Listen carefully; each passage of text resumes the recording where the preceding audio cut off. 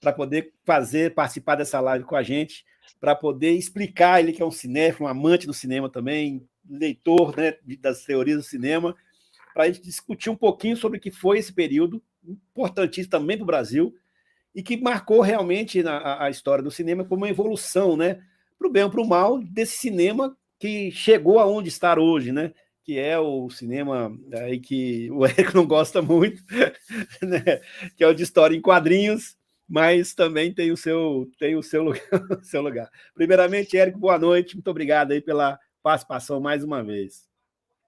Kiko, querido, muito obrigado pelo convite, né? Prazer estar aqui, boa noite para o pessoal do canal.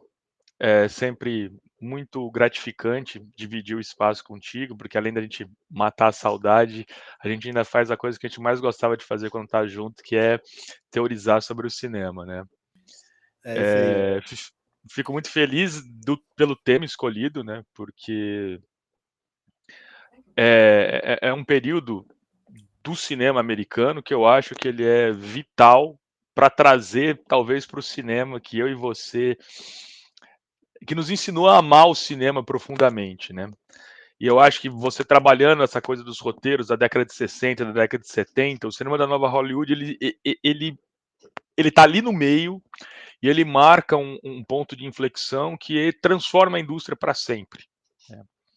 Eu acho que também é um período muito prolífero de diversos grandes cineastas e caras que muitos deles vivos até hoje, né? Talvez a última grande geração de cineastas americanos.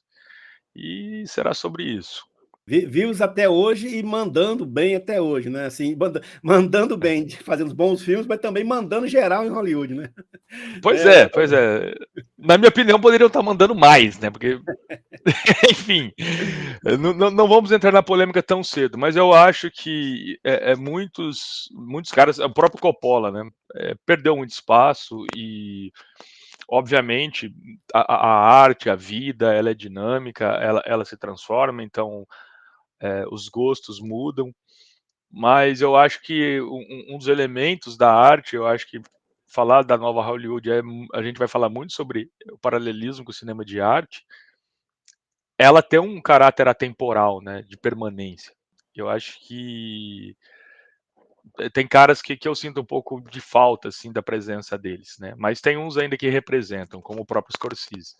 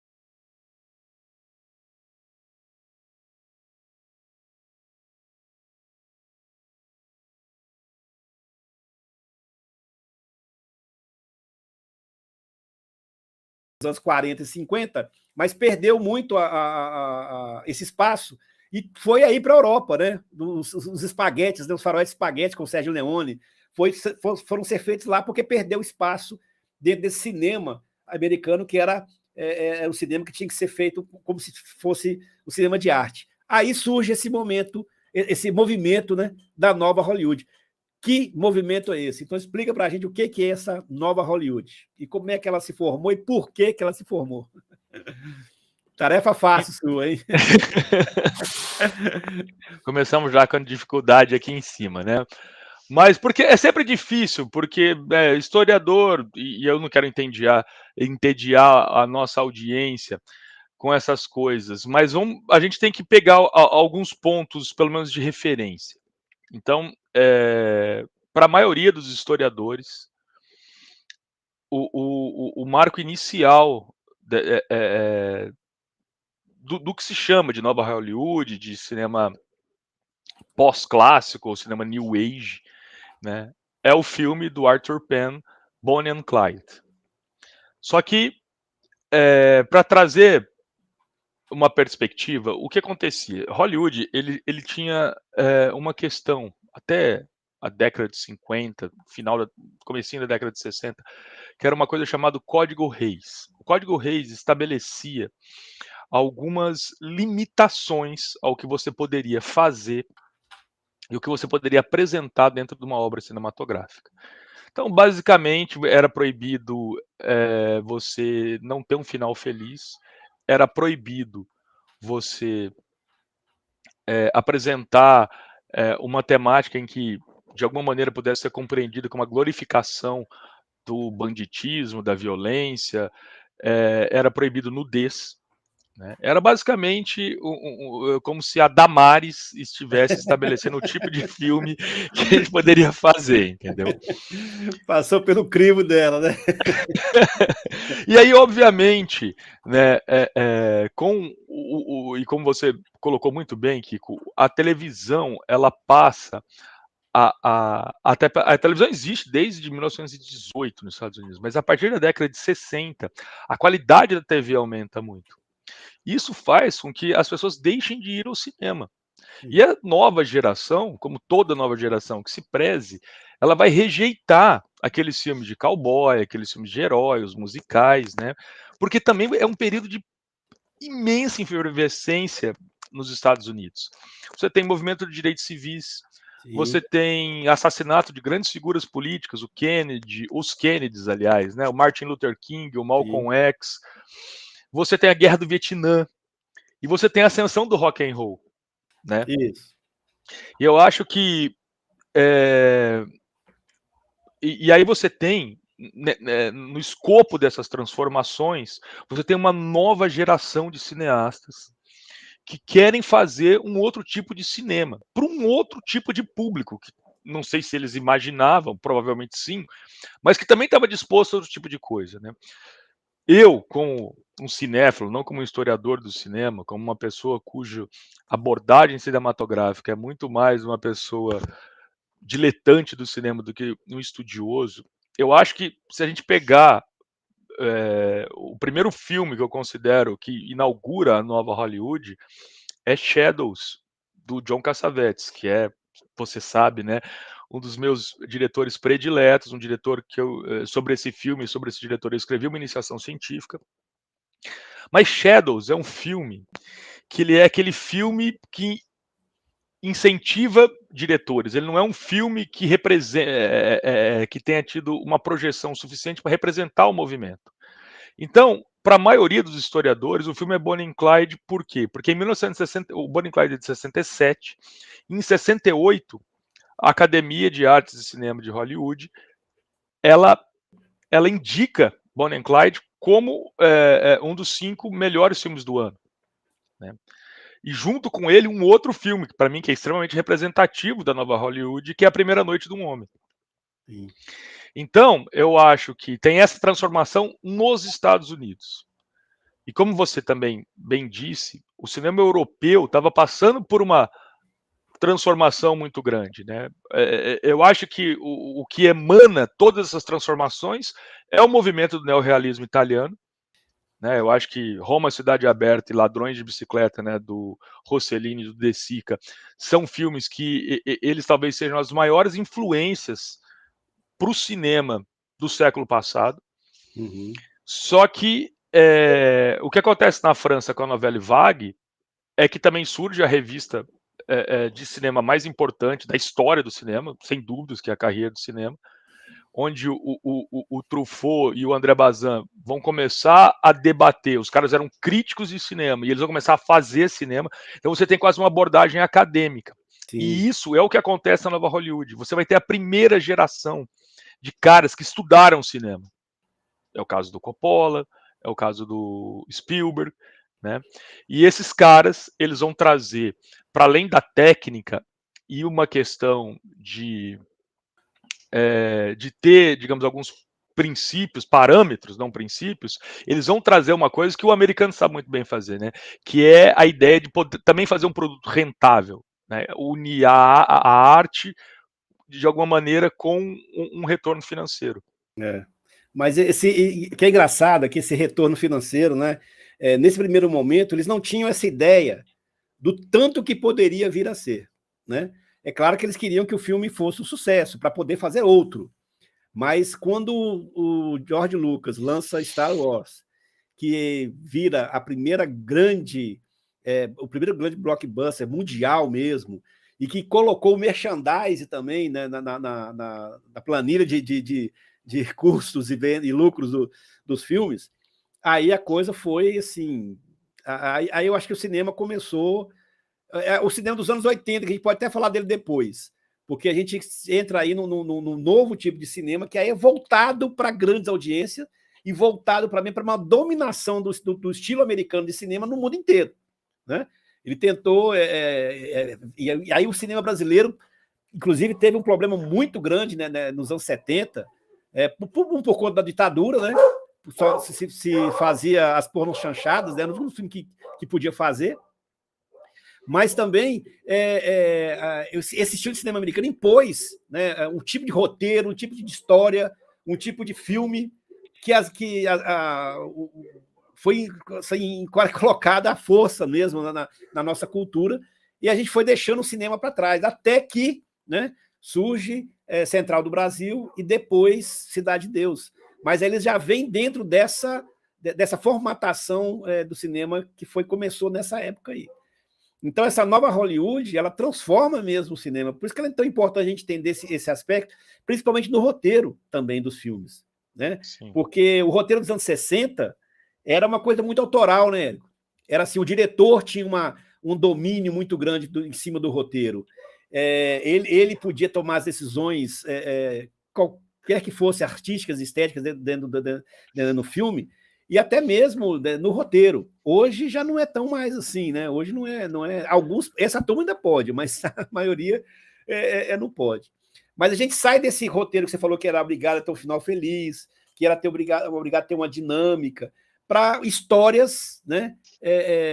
Que aí não propriamente com um final feliz, mas também com uma estrutura narrativa bem mais dinâmica, bem mais formatada nesses 3 pontos que a gente fala, os 3 atos da linha narrativa, do ponto de virada, do segundo ponto de virada, e que não tinha antes, né? Se a gente pensar nos filmes de 40 e 50, por exemplo, eles não tinham final quase.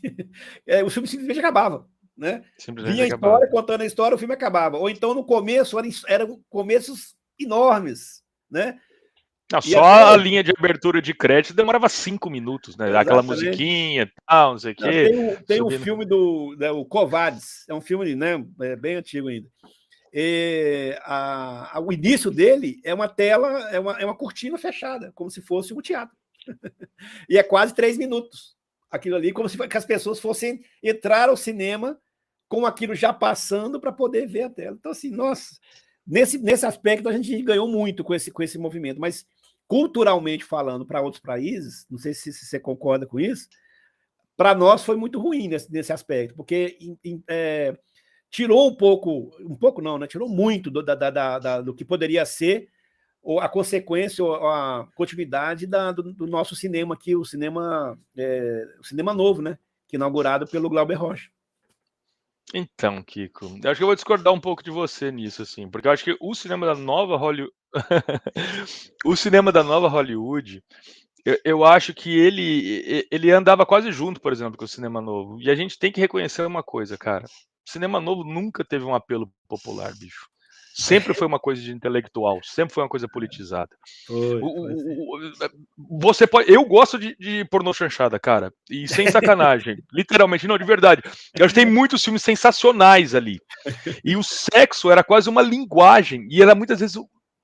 Tinha uma ironia naquilo. É um cinema muito subavaliado.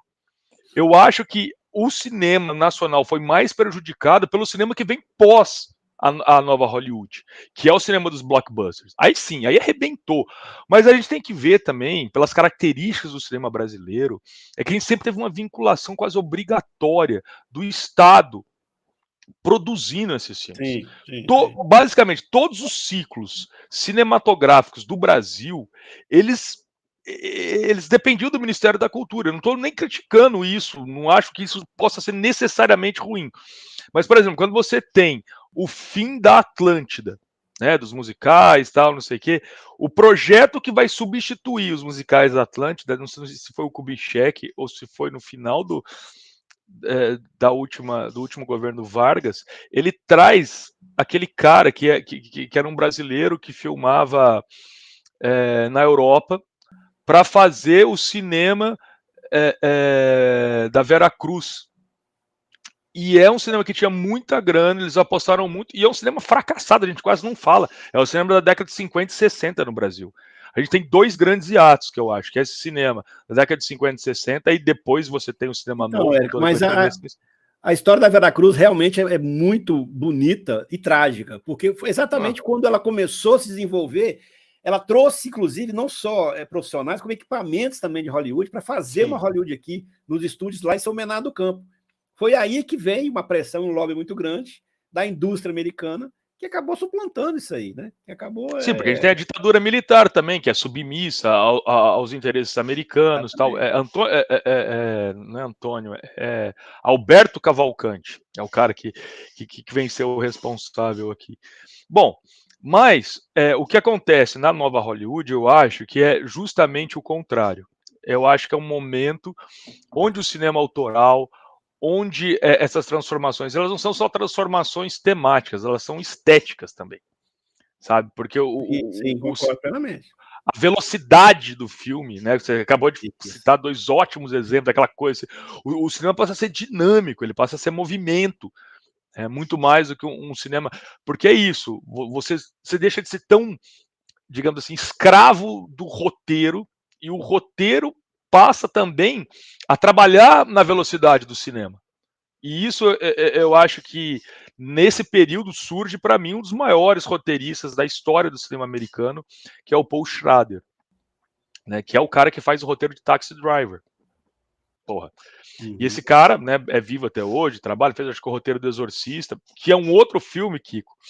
Porque para a maioria dos historiadores, o que encerra o ciclo que a gente chama de nova Hollywood são os blockbusters. São especificamente os filmes Tubarão e Jornada nas Estrelas.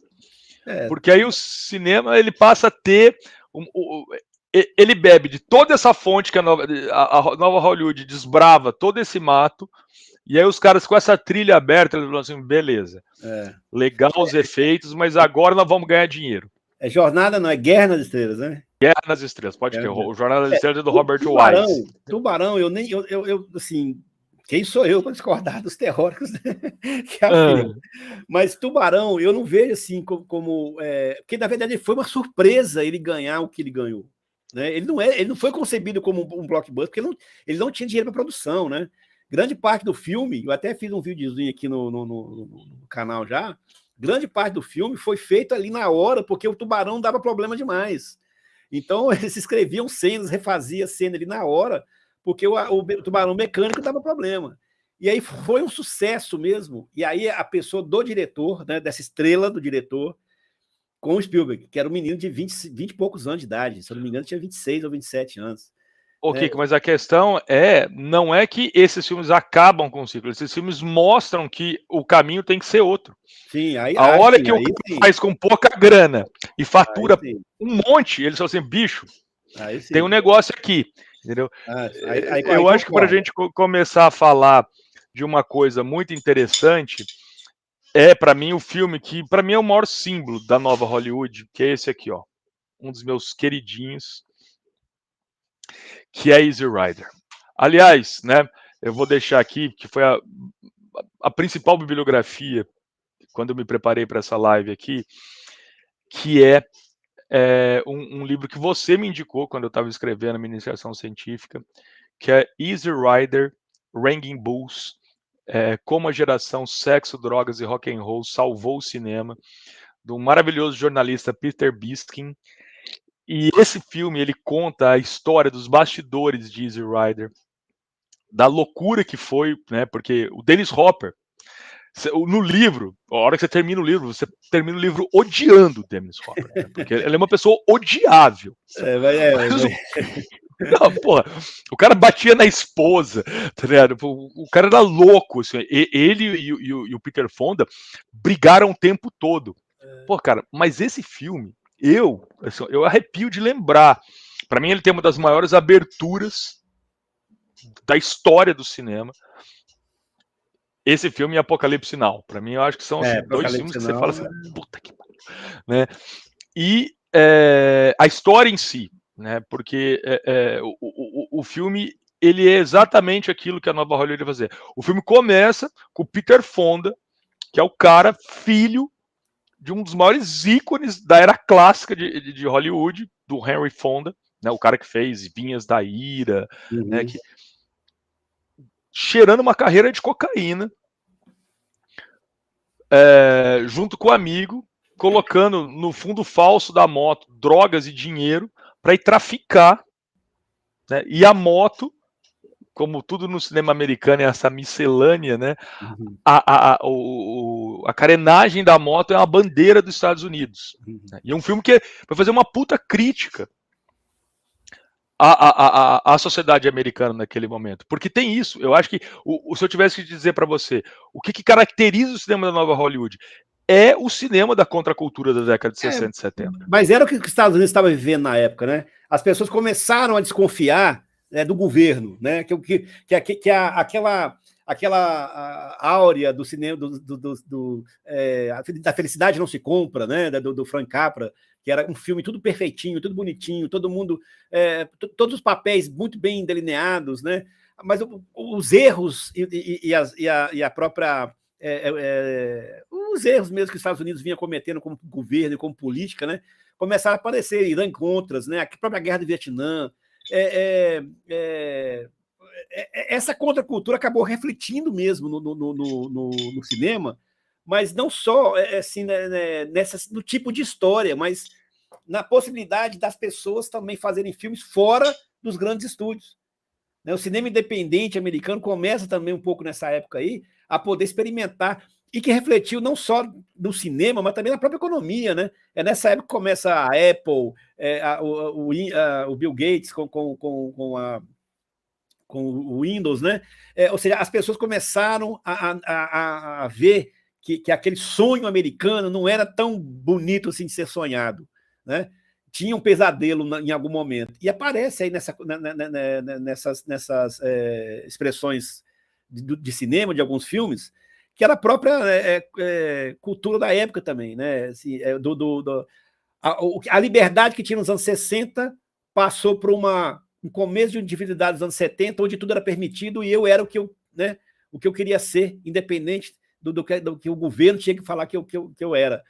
Então, realmente, isso aí trouxe um aspecto de liberdade, vamos dizer assim, mas que depois, nos anos 80, acho que se perdeu um pouco com os blockbusters. Aí você fala bem mesmo, quando começam os blockbusters, ele mesmo que sobrepõe essa estrutura para poder fazer esse cinema que vira um cinema aí caça-níquel, vamos dizer assim, né? Que é o nome que dá.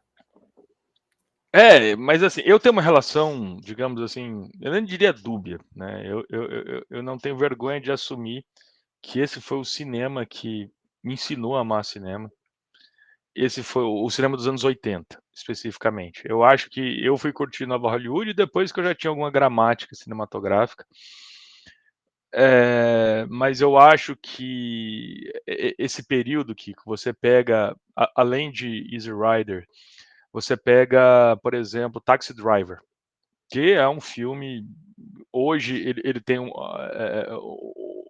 uma leitura digamos, a quem acuse o filme de ser fascista, né? Mas para além do Twitter, a gente se permite ter alguma liberdade poética de continuar gostando de certas coisas. Eu acho Taxi Driver um grande filme porque ele expõe muito o que é a violência, a solidão, você pega um personagem absolutamente perturbado, um sujeito maluco para protagonizar um filme, o que era impensável de fazer, sei lá, 10 anos atrás, É. né? Assim como Easy Rider. Então, e outro filme que eu chamo a atenção, e eu acho que é um filme muito, muito, muito bacana, é A Primeira Noite de um Homem. Porque A Primeira Noite do Homem, que é de um cineasta maravilhoso, que é o Mike Nichols, né? Que ele vai fazer um outro filme também, aquele O Clamor do Sexo, que é o Pra mim filme é um que dos mostra. melhores. Porra, esse filme é maravilhoso, né? É um dos melhores. É o Ele filme que. representa uma época assim, magistralmente. Magistralmente. Não, é um filme que mostra pela primeira vez na história do cinema americano uma camisinha.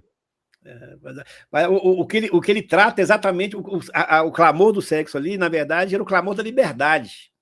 Nossa, né, da experimentação, das pessoas saírem daquela ideia daquele casamento, né, morto, tal.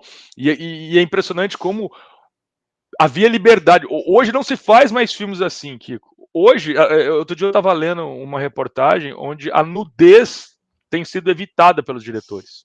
Sim.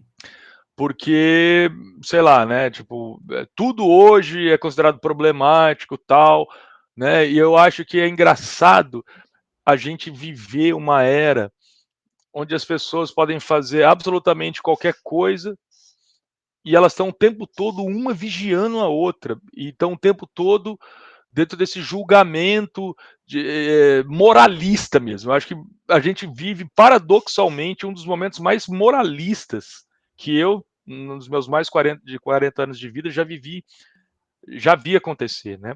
Então eu acho que esse cinema era um cinema cujo moralismo, né, que existia era talvez o moralismo típico da década de 70, que era uma época de muita liberdade, né? Tem um movimento hippie, né? Muita gente não gosta do Easy Rider por causa da questão dos hippies, tal, não sei o quê. Eu acho que é um filme mosaico de tudo que estava acontecendo. Você pega outro elemento fundamental, o rock and roll. Esses filmes, a trilha sonora desses filmes passa a ser uma coisa extraordinária, porque antes você encomendava a trilha sonora para alguém fazer. Aí o que acontece? Esses diretores, eles passam a colocar as músicas que eles gostam nos filmes. Dizem que A Primeira Noite de um Homem, o Simon e Garfunkel já estavam escrevendo a música, e aí o Mike Nichols tinha chamado, acho que o Garfunkel, para fazer o papel do Dustin Hoffman. Por algum problema eles não se acertam, e aí ele fala com o Paul Simon, ele falou assim, você não quer mudar o nome dessa música para Mr. Robinson? E, inclusive, a versão que toca no filme não é a versão mais conhecida, a versão que a gente conhece, a versão que foi gravada em estúdio. Mas tem todo esse elemento de você ter o rock ali como um elemento presente, não presente apenas como banda sonora, mas como espírito, como idealização. E o que eu acho legal do Primeira Noite de um Homem é que ele é uma inversão total assim, do paradigma, né, da mulher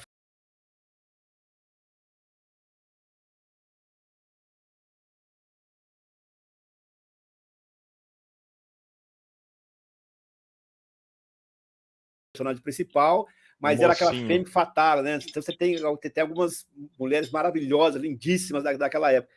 Aí pega uma mulher já de meia idade, que ela vai brincar, né, com um adolescente, porque o Dustin Hoffman na época tinha 18 anos, ele era mesmo um jovem, né?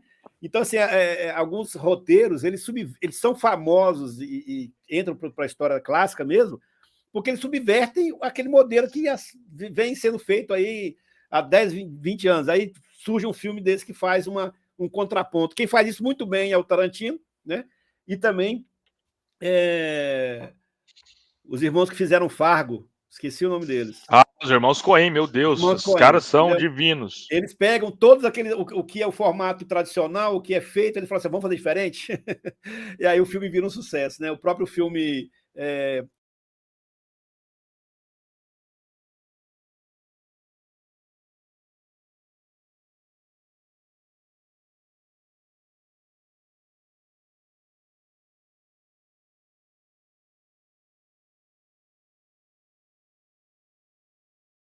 dos fascínoras, né? Então, assim, eles são fantásticos. E para quem é roteirista, isso é um grande exercício. Você pegar analisar uns 10, 15 filmes que têm o mesmo formato, a mesma estrutura narrativa, e assim, agora vamos fazer diferente. Sim, eu acho que ele propiciou essa experimentação, Kiko. Porque existia um jeito de fazer cinema, que era um jeito pensando num único público. E essa mudança de público, ela abarca também a transformação social que você tem dentro da sociedade americana, de você ter, a partir da liberdade, outras formas. Então você tem filmes, né, nesse período, eu acho que de 1968 também, 67, Adivinha Quem Vem para Jantar, com Sidney Poitier, que é a primeira vez que um negro é indicado ao Oscar. E acho que é um dos primeiros filmes de estúdio grande que tem um negro como protagonista. Então você tem, eu acho que materializado ali na tela, tudo aquilo que a sociedade americana estava se transformando. Então, eu acho que é um período muito bonito do cinema americano. Tem grandes filmes, a gente poderia passar a noite toda falando, sei lá, fazer uma lista de 100 filmes desse período, né? Eu acho que fundamentais, né, são o Bonnie e Clyde. Bonnie e Clyde. Tem um também, filme do Arthur... O Bonnie e Clyde também é um filme que traz os bandidos como personagens principais. Exato. Né? Exato. É um casal que, para quem não viu o filme, a moçada mais nova aí, conta a história real de um casal que existiu realmente nos Estados Unidos, que eles assaltavam um banco, né? E aí eles tiveram essa glamorização aí, né, do próprio desse casal, né, do crime, né? Colocando dois atores que na época eram famosíssimos, né? Warren Beatty e a Faye Dunaway. Né? Então, assim, como é que você coloca dois personagens, dois atores desse porte, né, para fazer um filme de bandido, e que o bandido, tudo bem que ele morre no final, já vou dar um spoiler aqui, ele morre no final, mas o filme ele traz o anti-herói aí como personagem principal. Isso era uma coisa muito corajosa até para a época, né? Não, isso era proibido por lei, né? A gente não pode esquecer. Eu acho que, inclusive, para o público aqui do canal, o cara pode ler o verbete da Wikipedia sobre o que foi o Código Reis, cara. O Código Reis é uma das maiores aberrações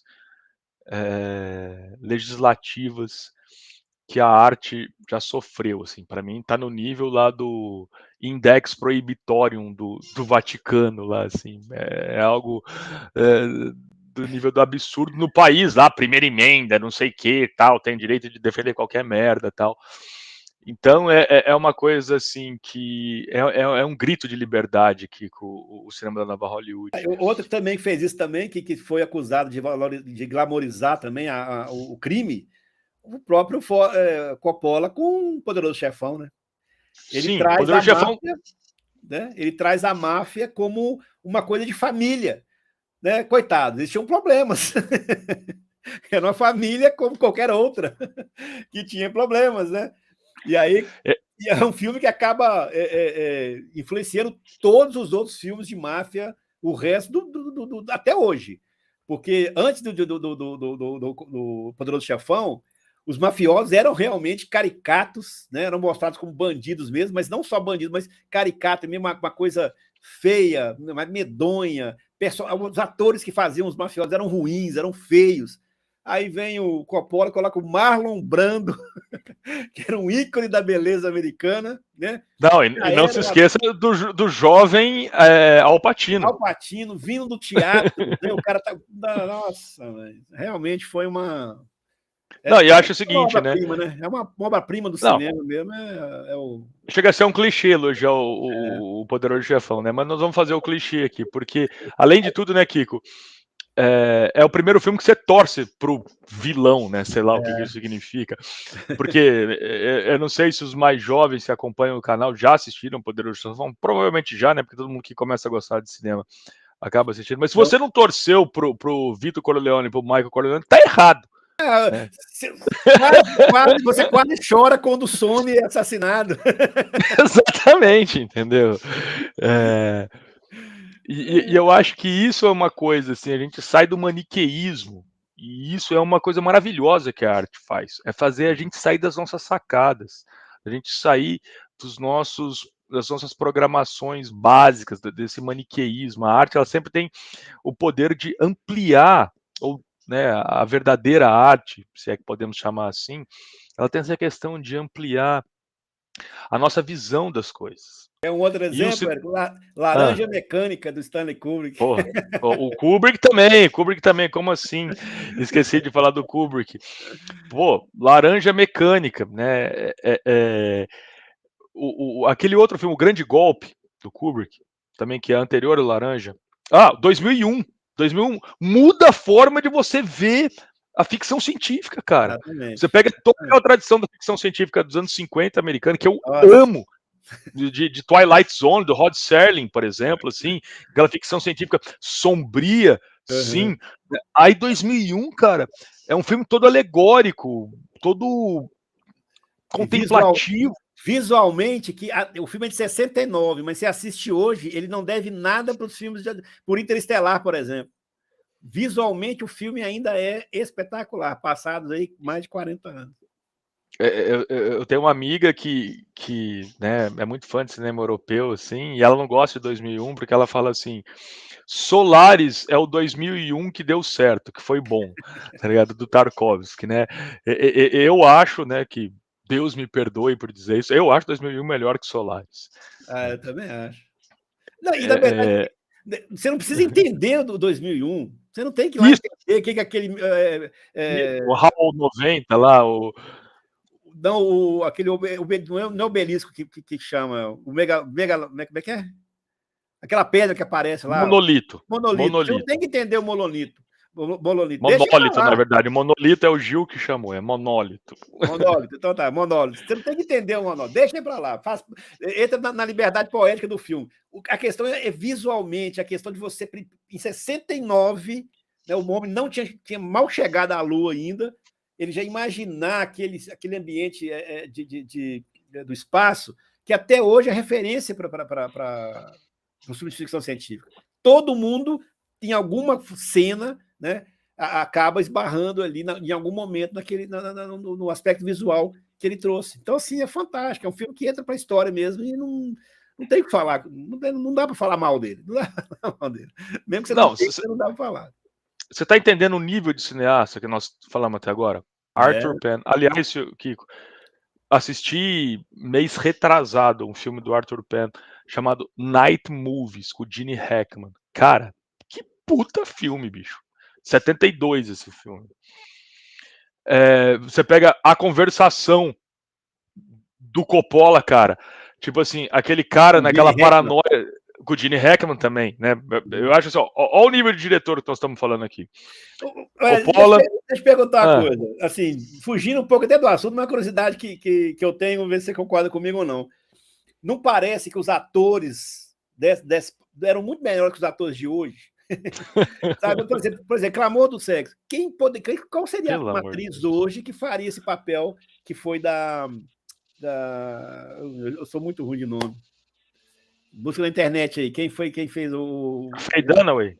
Não. Foi a... Ela até morreu, coitada, num acidente de barco. Natalie Wood. Exatamente. Natalie Wood. Quem poderia fazer esse papel que ela faz hoje? Não tem. Você pega a outra é a Natalie Portman, mas... Não, mas eu concordo com você. Pessoal sua. Mas eu concordo com você, Kiko. Eu acho que a gente tem atores mais bonitos hoje, né? Mais bonito. Eu acho mais bonito. Ninguém é mais bonito que o Thor, né? Mas assim, bicho. Mas talentoso, cara, né? Isso. Você não tem um cara do nível do mesmo do um Jack Nixon, né? Quem que vai substituir? Para mim, o melhor de todos os tempos, é meu favorito, né?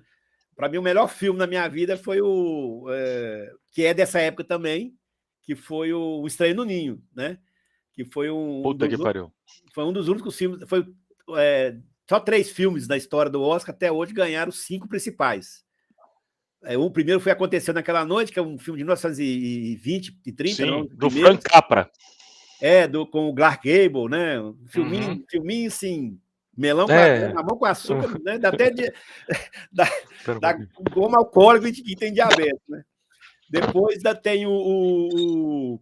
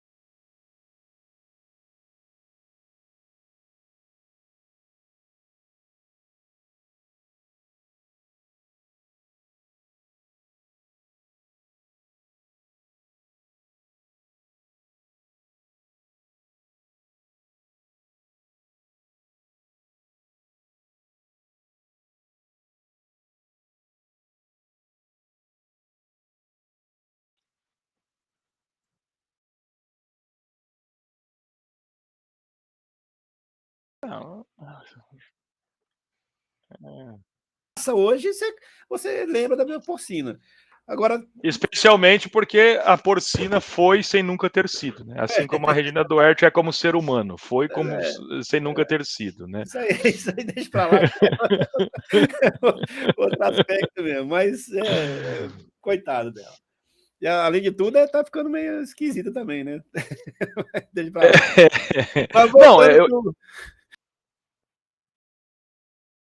colocando aí. Se a gente pegar o... Sim, Spielberg, Coppola, Scorsese, William Frederick, Brian De Palma, George Lucas. Você pensar que todos esses caras frequentaram a mesma faculdade, na mesma turma. A UCLA.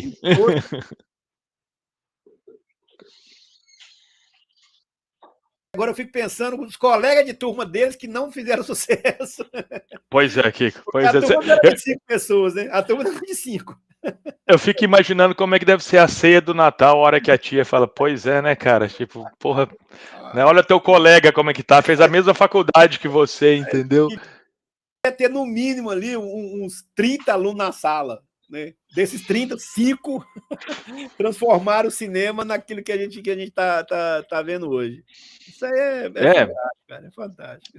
E eu acho que essa coisa academicista, porque é engraçado, a gente vive tempos tão bizarros no mundo e no Brasil que quando você fala, a coisa é muito acadêmica, acaba sendo tipo um defeito da coisa, né? Que você fala, bom, se é ruim uma coisa ser acadêmica, o que é bom? É algo que eu tirei da minha mente, né, ou algo que eu tirei do éter? Não, né, cara? Pô, eu acho que esse lance acadêmico, esses caras que... Porque, assim, é igual a carreira do cinema. Era um pessoal discutindo novos formatos, novas ideias. Um ia para um lado, outro ia para o outro. E isso que tornou o movimento grande, né? Essa participação, porque cinema é coletividade, né? Você me ensinou isso. Você falou assim, ó, bicho, o cinema é uma arte que nasce coletiva. O cara não tem essa. Por mais que uma ideia na cabeça e uma câmera na mão, quem vai cortar o filme? Quem vai editar? Quem vai atuar? Uhum. Não tem essa, né? Então, a nova Hollywood, especialmente para os roteiristas, eu acho que ela traz mais liberdade também. Porque antes você pegava, os caras pegavam um livro lá para fazer, por exemplo, Conde de Monte Cristo. O cara, bicho, ele estava engessado, ele ia mudar o texto do Dumas, entendeu? Não ia. Ele ia pegar e reinventar. Você vê, né? Eu lembro que uma vez a gente estudou as adaptações de Romeu e Julieta para o cinema, né? Aí você pega, primeiro Romeu e Julieta lá da década de 30, depois aquela pataguada do Franco Zeffirelli, não sei o quê. O primeiro Romeu e Julieta que ousa mexer no texto do Shakespeare é aquele com o Leonardo DiCaprio. Sabe? E, na verdade, é talvez o mais fiel à obra, porque é um filme extremamente violento. E no livro, Shakespeare chega a narrar o cheiro dos corpos apodrecendo da guerra dos Montecos e dos Capuletos. E de alguma maneira, né, tipo, as pessoas passaram a ter uma interpretação muito muito tati-bitati daquela historinha, né, que tinha que ser a história de amor eterna, tal, não sei o quê, e deixaram de pegar outros aspectos da obra. E eu acho que na nova Hollywood, o roteirista ele tem mais liberdade para trabalhar. O roteirista ele ganha uma importância muito grande dentro desses filmes. Ele deixa de ser tipo o cara ali que simplesmente escrevia cenas, ele passa de verdade a escrever filme. Uhum. E isso também faz toda a diferença, porque esses caras passam a dirigir muitos filmes também. Tem vários deles que são roteiristas e diretores. Né? Acho que é uma das primeiras vezes que isso passa a acontecer. Na série que eu estou fazendo, Érico, no canal sobre os roteiros de importância de cada década, né?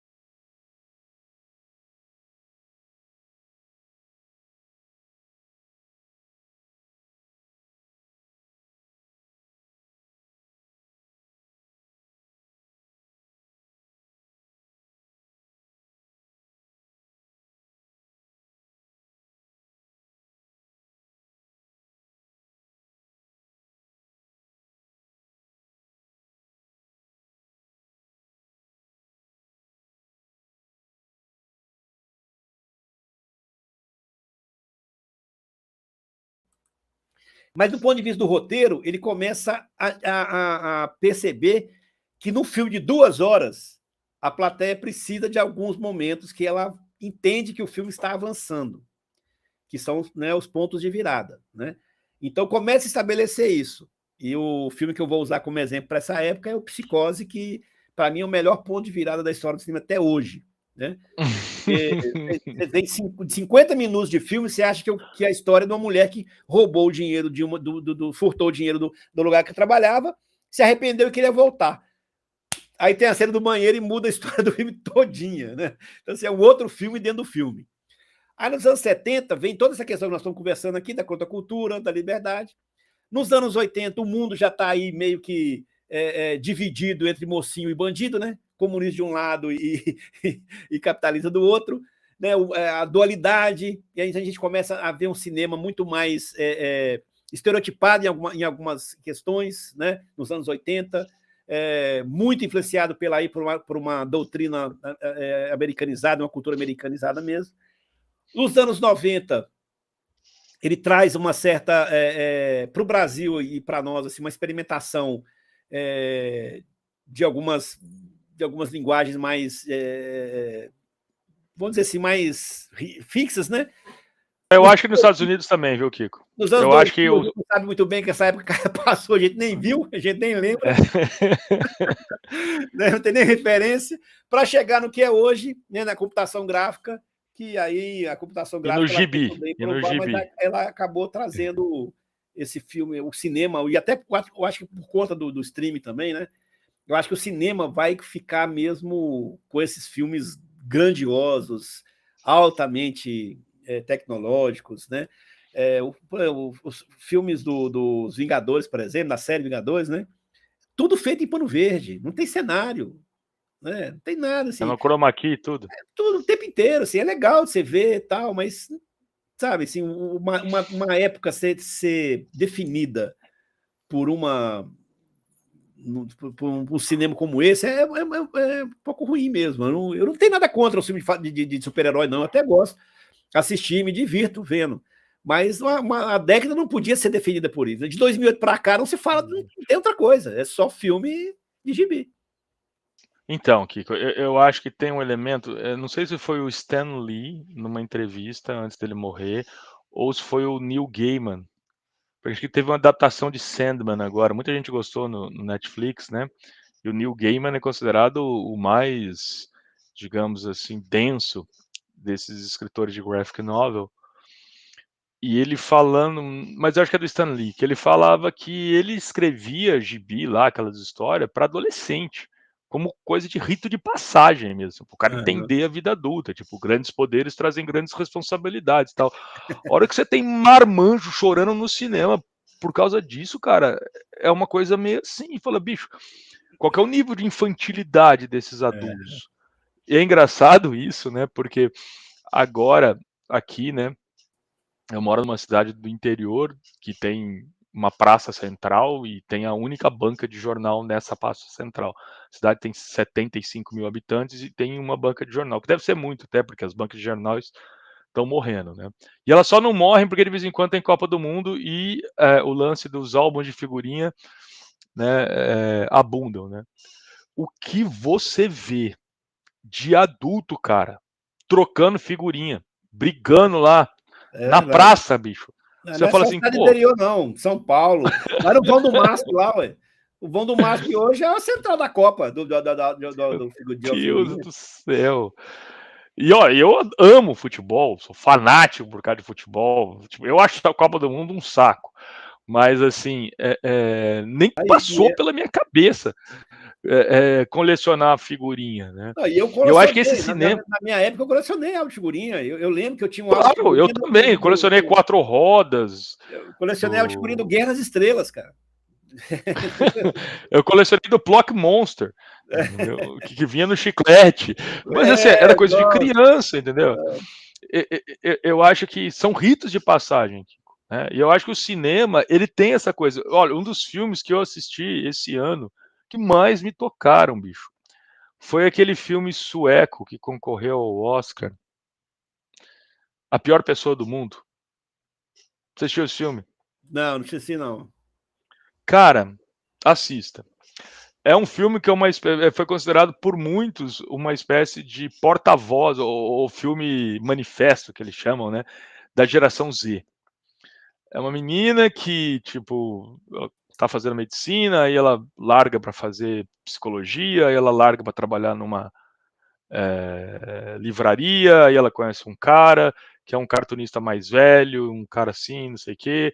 Aí ela enjoa desse cara, vai pra... E assim, é essa coisa meio do millennial, de não ter, não tá fixo num lugar nenhum.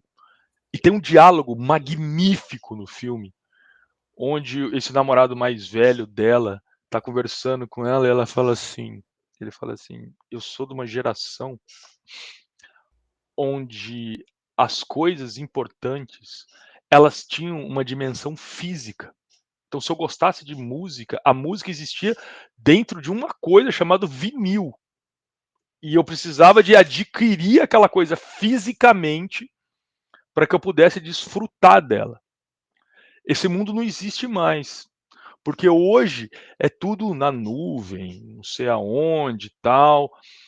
E eu acho que essa diferença de gerações e digamos, do fundamento material dessa geração, ela é um elemento. Você pega, Kiko, o que foi o VHS quando chegou no Brasil. E a nova Hollywood é, de alguma maneira, também ela abre o espaço para a chegada do VHS, né? Esses são filmes do surgimento do videocassete, né? Desse outro formato. O cinema, ele não é só você assistir o filme no cinema. Isso, né? A gente poderia fazer uma live só para falar sobre isso, como isso muda o hábito de consumo em Sim. relação ao cinema. Mas eu acho que esse período é um período que ele está aí até hoje, porque esses filmes e esses diretores, eles podem não estar atuando num projeto onde eles podem se colocar ou colocar as suas ideias e atingir um grande público. Né? O Scorsese, recentemente, o Scorsese é um grande crítico, né, de filme de gibi.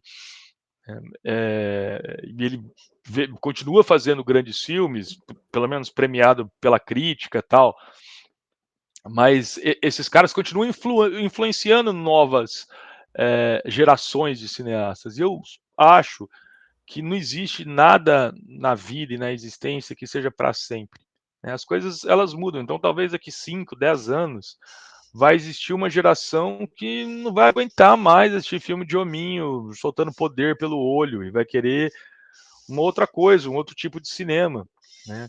E eu acho que a importância da gente abordar aqui no canal, né, o trabalho que você faz, de pegar como balizas esses caras clássicos, é que o clássico vai sempre estar ali, Kiko. É a Hoje, referência, né? isso, hoje a gente está ouvindo Gustavo Lima, entendeu? Assim, mas daqui 20 anos, ninguém vai lembrar dessa cafonice. E Beethoven vai continuar sendo Beethoven, meu cara. É verdade. E eu acho que é sobre isso, assim. Eu acho que a nova Hollywood ela estabelece um padrão clássico de se fazer cinema e ela vai ser transformada depois pelos blockbusters. Eu sugiro que a gente faça uma só abordando blockbusters, porque eu acho que não olhar o blockbuster só pelo lado, porra, o filme virou comercial, não sei o que e tal, mas falar assim, ó, o quanto isso foi importante. Por exemplo, eu era um menino de 7, 8 anos que morava numa cidade pequena, no interior do estado de São Paulo, nunca me enquadrei direito. A única coisa que me tirava desse mundo e dessa forma de ver as coisas eram os 4 VHS que minha mãe deixava eu alugar na sexta-feira. E era só filme blockbuster que eu assistia. E, por exemplo, eu aprendi muito sobre o amor com os filmes bobinhos do John Hughes, Clube dos Cinco, O Primeiro Ano do Resto de Nossas Vidas. Eu aprendi muito sobre sonhar com outras coisas, com filmes do Spielberg como ET. Eu aprendi muito como, sei lá, ter medo das coisas, com filmes do John Carpenter. Então eu acho que o cinema, ele tem uma coisa maravilhosa. Eu acho que o livro, ele é, obviamente, a recepção de quem está lendo, sempre vai existir. Mas o cinema, ele abre essa possibilidade maravilhosa, assim, porque os personagens, eles chegam construídos para você, né? Vai ter lá a Princesa Leia sempre, como que é o nome dela? Carrie Fisher? A Carrie Fisher, né? Mesmo a Natalie Portman não conseguiu substituir a altura, mas como ela vai ser percebida por cada geração, isso vai continuar mudando, né? E eu acho isso é o que me faz amar cinema, é o que me faz continuar buscando outras coisas. E ainda que o cinema hoje tenha Netflix produzindo esse monte de coisa, Marvel e DC produzindo isso, tem um monte de outras coisas bacanas rolando também.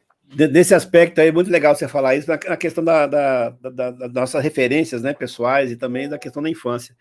O que me fez gostar de cinema mesmo, entender e querer, né, até fazer cinema na época, não consegui fazer, porque morava numa cidade que não tinha curso para cinema nem nada, né?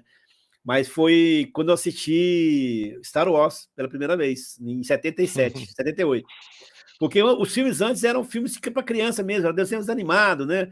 A história da Disney, você não entendia muito aquela questão como algo que alguém fazia contando aquela história. Quando você vê Guerra nas Estrelas, você fala assim, olha, isso é cinema, né? Então, o blockbuster realmente ele traz essa possibilidade do cinema chegar em vários cantos do mundo, né? E cada um assimila aquilo e responde de uma maneira, né? Alguns positivamente, outros negativamente, mas o que me fez realmente entrar para essa questão de visual, do audiovisual e do cinema foi o Guerra nas Estrelas. Depois, Conan o Bárbaro, eu assisti 6 vezes no cinema, entendeu? Porque era o estereótipo do machão, né? Do homem perfeito dos anos 80, né? Forte, musculoso, não estava nem para... Tinha medo de nada, batia em todo mundo, até na mulher. Era assim, nossa, mas se a gente for pensar como que a história, a questão moral foi trabalhada no cinema, né, ao longo do tempo, também é outra live, né? Porque a gente vai chegar hoje num aspecto que assim, nada do que foi mostrado hoje pode. Nada. Não, Kiko, e eu sei que, né, não quero polemizar, mas assim, eu não vou deixar de assistir filme do Polanski, eu não vou deixar de assistir filme do Woody Allen, não vou deixar de ler Monteiro Lobato, mesmo eu tendo uma posição política e ideológica contrária a esses caras. Porque eu acho que a obra e o autor nem sempre se conectam. Acho que algumas vezes sim, né? Eu assisti filme da Leni Riefenstahl, e ela é uma grande cineasta, a despeito dela fazer propaganda por Hitler. Sim. Entendeu? E eu acho que essa é uma questão que parece que faz parte desse processo de infantilidade. É como se a gente não pudesse assistir um troço. Então, eu assisti o triunfo da vontade e agora eu estou convertido ao nazismo. Não, bicho. Você pode assistir aquilo para analisar criticamente. Falar assim, porra, olha só, tudo isso que ela fez para defender uma ideia merda dessa. Né? Esse é um aspecto importante que a gente ressaltar, que o roteirista ele não pode ficar preso a essas questões, entendeu? Porque senão a gente não consegue fazer filmes que entrem, que você passe alguma mensagem. Por exemplo, numa das aulas que eu sou professor, né, de roteiro na faculdade, e discutindo o roteiro com a turma, eles ficaram receosos de colocar uma certa cena, porque, nas palavras de uma menina, seria um gatilho. Falei, olha, se você for ficar preocupado com gatilho em não contar história por causa disso, você não vai contar história nenhuma, mas.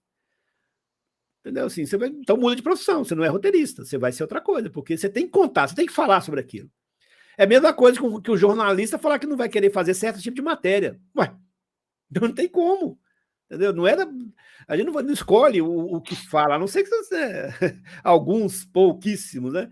Mas aí já estão lá no encerramento da carreira, já. Principalmente início de carreira, você não tem essa questão. Então, se o jornalista, se um roteirista começar a ter certo pudor, é lógico que não é ele não vai oferecer isso gratuitamente. Não é a violência pela violência, não é simplesmente, né, exatamente isso que está sendo combatido, né? Não é a história em si, mas ela tem que ter um significado e uma ação dentro do filme. Você vai buscar isso, mas você não deixar de mostrar porque isso vai ser gatilho para outra pessoa, aí. Não, eu acho que o bizarro nessa história é porque você parece assim que não falar sobre o assunto é a melhor forma de lidar com o assunto. Não faz o menor sentido. Não faz o menor sentido isso, entendeu? A gente precisa falar, né? Ai, as pessoas podem ter um gatilho. Bicho, a vida, cara, a vida, ela não vai colocar tarjinha preta nas partes que você não quer da vida. A vida ela vem inteira para você, né? E eu acho que o cinema ele não é o cinema, assim, eu acho que o cinema ele faz parte de um processo humano que é o contar a história, né, Kiko? Contar isso. A escrita foi inventada há 4.000 anos, mais, acho que um pouco. Mas antes da escrita, a gente transmitia o conhecimento através de contar histórias. E a gente vai continuar contando história. Eu ainda acho que o cinema vai continuar contando histórias, mas pode ser que daqui a próxima geração as histórias sejam contadas como dancinhas no TikTok ou algo que o valha, entendeu? Assim, mas eu sinceramente acho que é algo que vale a pena. Você contar uma história, eu não tive tempo esse ano, e espero ter agora esse próximo mês, de assistir os filmes que a academia premiou. O Oscar foi todo dominado da polêmica lá, do tapa na cara do Will Smith e tal, não sei o quê, né? E não deixa de ser um pouco um retrato do que é o nosso mundo hoje, né? A gente está sempre falando do bastidor e tal, e não está falando da coisa principal. Mas eu insisto que o cinema, conhecer cinema, por exemplo, você quer conhecer uma época, você quer conhecer as transformações da sociedade americana, talvez o último período de grandes transformações da sociedade americana, pô, você tem que assistir os filmes da nova Hollywood. Você tem que ir lá, você tem que assistir. O cara tem que assistir Easy Rider. O cara não pode passar a vida inteira e não assistir esse filme. Pode, sim, eu acho que são um desses elementos que é o mínimo que você tem. Não é alta cultura. Não estou falando pro cara fazer, não, vai ter que assistir tudo do Tarkovsky. Não. Se a gente entrar nesses filmes da década de 70 que questionam o posicionamento da política americana, né, externa, né? Amargo Regresso, por exemplo, né, que é um filme com a Jane Fonda, que é um filme sensacional, espetacular. Sabe um filme que dialoga muito com o Amargo Regresso? Aquele Portal do Paraíso, do Michael Cimino, que é com o pai da Angelina, do John Voight, com a Jane Fonda também, que ele volta paralítico da guerra. Esse é o Amargo Regresso. Esse é o Amargo Regresso? Esse é o Amargo Regresso. Que ele faz exatamente isso. Ele volta da guerra paralítico e tem acaba tendo, né, tendo um relacionamento com a Jane Fonda, que faz esse papel. A Jane Fonda, esse mesmo. Sim, o Chris Christopherson. Isso. Que é o cara que volta. Não, o John Voight. O John Voight. Franco Atirador. Qual? Também. O Franco Atirador, né, com Robert De Niro. Espetacular, né? Então, assim, se você pegar esses filmes da década de 70 que trabalham, que botam o dedo na ferida, você vai realmente conhecer o espírito do tempo, da época, né?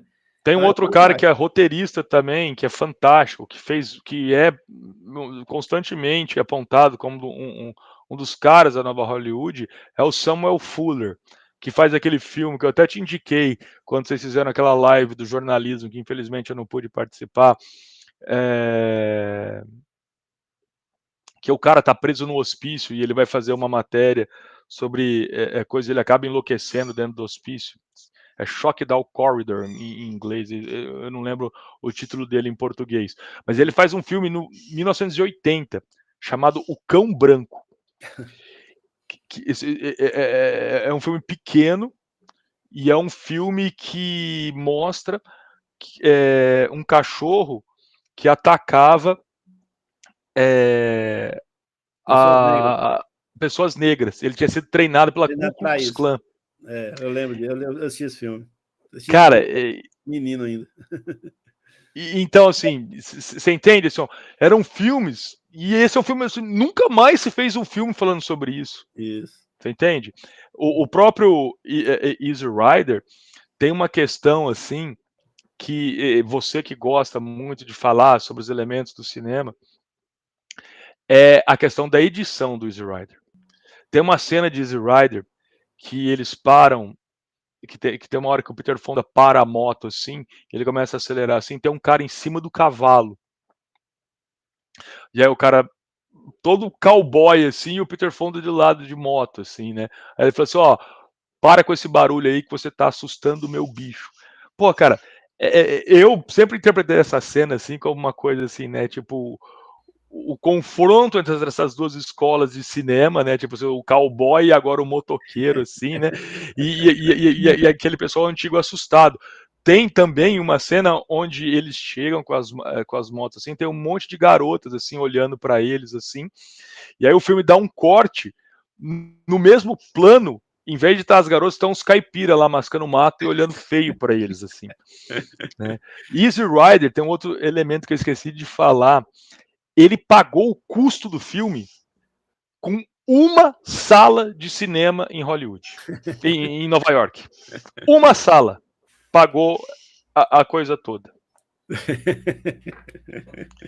Então, assim, é possível, né? E a gente sabe que é possível aliar as duas coisas. Você ganhar dinheiro com o filme e oferecer algo que vai além de um entretenimento vazio, né, Kiko? Eu acho que... E hoje, Érico, assim, a tecnologia que você tem disponível hoje, você faz um filme com celular hoje. Pois é.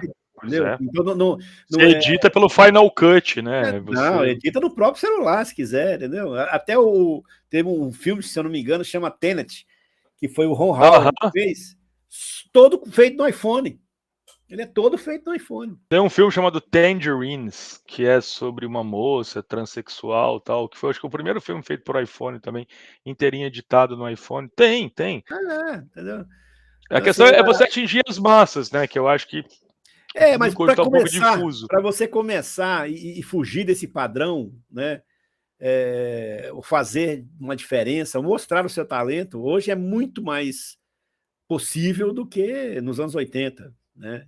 Então, assim, não há porquê mesmo os jovens cineastas, jovens roteiristas, jovens diretores não utilizarem a possibilidade que tem, né? E o canal é para isso, na verdade, né? É incentivar que as pessoas se inspirem, né, nos clássicos, né, para poder fazer algo atual e algo novo. Não é você voltar a fazer filme como nos anos 40, nos anos 50, mas você saber onde você está hoje, por que nós estamos nesse momento aqui hoje, você tem que revisitar, né, o cinema da história dele, com mais de 100 e tantos anos que o cinema já tem aí como indústria estabelecida, né?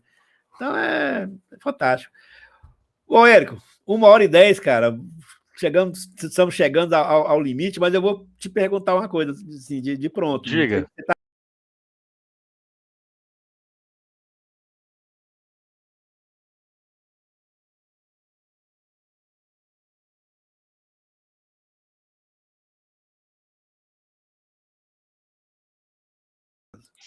Adoro a lista. Então vamos lá. Primeiro lugar, do Coppola, O Poderoso Chefão. Do Spielberg. Spielberg eu vou deixar para o final. Arthur Penn, Bonnie and Clyde. Uhum. Dennis Hopper, Easy Rider. Scorsese. Taxi Driver. Taxi Driver. Até eu sei. William Frederick, O Exorcista. Eu vou indicar, mesmo ele sendo problemático, do Spielberg, o Tubarão. Tubarão. Porque eu acho que o Tubarão ele tem essa coisa, você fez até um vídeo, o Tubarão ele tem essa mistura e ele marca esse ponto de inflexão, tá? E eu vou deixar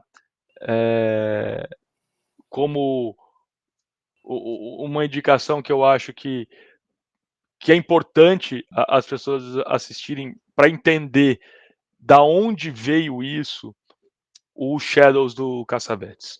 Eu acho que é um filme que ele é muito mais revolucionário, é um filme pouquíssimo assistido, não é um filme fácil, nem um filme legal de assistir, mas tá tudo ali, Kiko.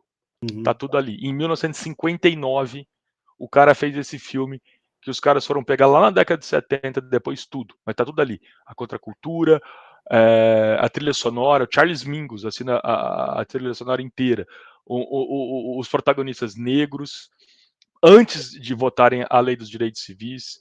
Eu encerraria com esse, assim. Eu acho que pro pessoal que está pensando em fazer roteiro, né, tudo que o Cassavetes fez, eu acho que Uma Mulher Sob Influência, Husbands, o outro que ele faz, o Faces, também é um grande filme.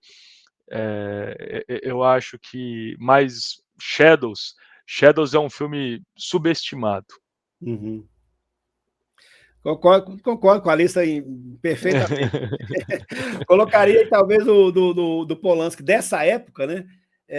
A Dança dos Vampiros, que é um filme sensacional, que é um dos meus preferidos também, que é um filme... Não. Se você for colocar um do Polanski, você tem que colocar algum da trilogia do Apartamento, e eu diria que o Repulso ao Sexo, com a Catherine Deneuve, é o filme, ou o Inquilino, Kiko, de verdade. Eu ia falar Bebê de Rosemary. Sim, mas é um filme, claro...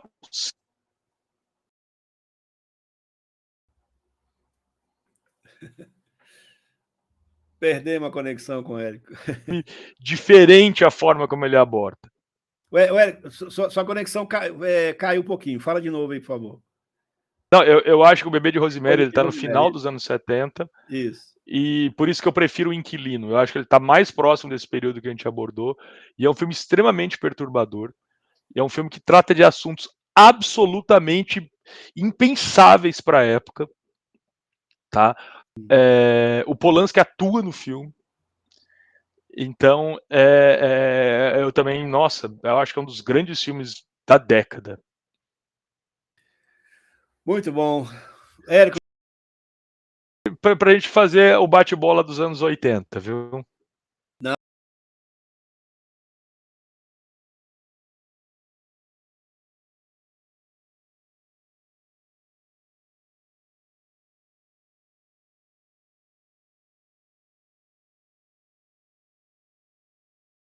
Porque a gente não vai acabar, não vai falando só do americano, a gente pode ir para Bollywood também, que também é um cinema blockbuster também lá, né? Que é feito para 1 bilhão de pessoas. O próprio cinema chinês também está muito forte, coreano, né? E mais agora, recentemente, né? O filme coreano, tudo bem que é tudo zumbi, né? Mas também está assim, um cinema de tecnicamente alta qualidade, né? Então vale a pena a gente mesmo falar dessa indústria aí, e aí a gente cai depois para o stream, né? Vem desse blockbuster caindo no stream e nas séries, né? Que está sendo um lugar aí, que está sendo o lugar para continuar os spin-offs, né? Senhor dos Anéis, Guerra nas Estrelas, né? E por aí vai, né? Que também vale a pena a gente falar disso aí. Mas, daria uma live bem interessante. Pelo sabadão, você entregar esse sabadão aí pra gente aí, para poder Imagina, que foi um prazer, querido, e é sempre um prazer estar contigo e falar um pouco de cinema. Você me tira aqui do meu isolamento. Eu agradeço sempre o convite, agradeço muito. Eu agradeço. Obrigadão, boa noite, um abraço. Para você também, grande abraço. Até a próxima. Tchau, tchau.